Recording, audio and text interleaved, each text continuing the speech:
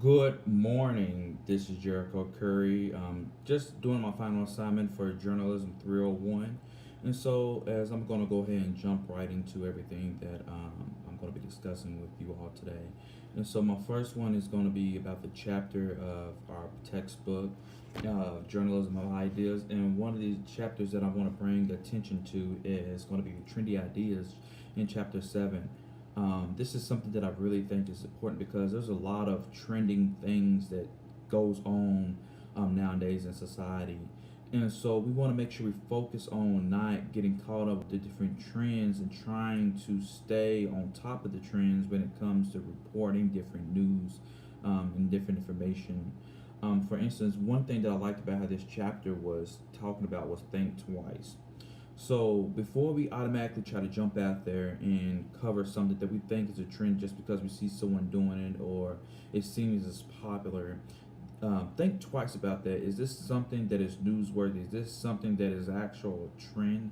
Is this accurate?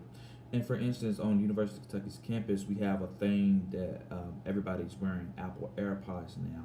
That is a trend that I will believe, something that is up to par with technology and something that is more that is efficient that a lot of people love to utilize.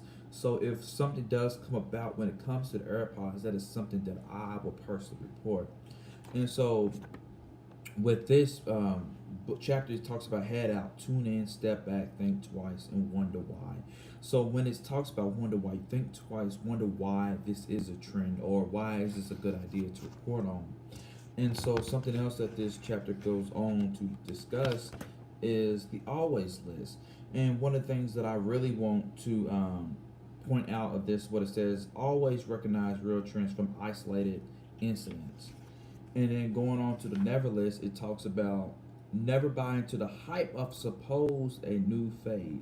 Just because everyone seems to be doing or talk about something does not mean it's actually impacting or widespread as it seems. Challenge common wisdom and popular conceptions.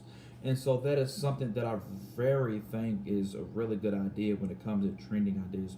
You can't report everything because everything is not newsworthy or requires it to be utilized as a supposedly trending idea.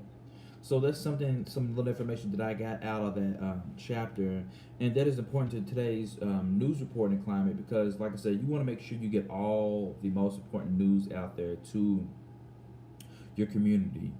You want to make sure you keep everyone up to date. It's not always about the killings. It's not always about the politics, but it's also about those fun and trending things that takes place. And so one trending topic that I think was very trending at the time was, I think, my sophomore year of college was the Pokemon Go. All of the things that were occurring between those, how people was really going off the backboard just to get these things. That was traveling through parks, to schools, graveyard, like all over the place that you can even imagine to even secure these Pokemon Goes. So that is something that is trending, something that I would report on when it comes to the things, the obstacles that they was trying to overcome just to get these Pokemon Goes. So that is something, some beneficial information that I would like to say, talk about this today. And so going on to number two, the question, over the course of the semester, we have discussed various ways that social media plays a role in journalism. How does social media impact a reporter in their professional role? Discuss the way social media affect the news organization's reporters and the public's perception of journalism. And so, personally, just briefly speaking on this, some ways that I think social media impacts a person's or reporter's professional role is how literally through Twitter is one thing that I think is very important when it comes to being a journalist or even being in a school for a degree of journalism. And the reason why I say that is because if you're a journalist, you can literally utilize different hashtags or whatever the case may be, and actually tune in and follow different things that is being said on throughout social media. These are ways to connect with potential interviewers, follow different people to figure out if you want to write a story about them, see what a person may be going through, or not just a person, but a company is what they're producing, what they're publishing, what they're letting their society know what they're doing. So this can be very beneficial to get quick information out of a person that you can simply find through email or other ways. This is a good way of connecting, stay connected. And so social media affects a news organization by getting information out to people like myself, these young millennials, and getting information out to them quicker than before. And also, let's see, the reporters the public's perception of journalism. So it's a way of tweeting live, I like to say, or even Instagram posting, Facebook messaging. A lot of the information that I receive through the news is through Twitter. I see different reporters posting there's a so-so shooting on 34th in Muhammad Ali, or so-and-so just resigned from their position with the White House authorities. So there's a lot of information that you can really think how people can benefit from social media and, the perception of journalism, whatever. And so the last question that I want to speak with y'all today: what would you tell a student who may be signed up for this class that's going to be taken next semester, and give them a student overview of the reporting assignments and challenges presented by each one? So if you don't like to write, don't come. You shouldn't even be in this field of study, I shall say.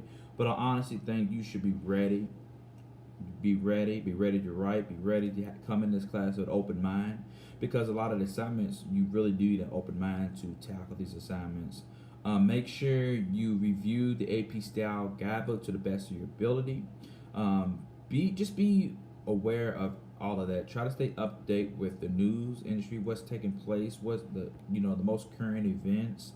And if you have questions, please ask the professor and utilize your resources, teammates, and go ahead and start writing for the different places that we have here on campus: Kentucky Colonel, the Herald Campus, Lexington Herald Leaders, WKYT, all these different news organizations. Go ahead and start now, because you will have to get your news stories published. So just be ready. Go ahead and know how, understand the process of getting published, because it's not easy, but there's literally so many things you could possibly write about. So go ahead and start now.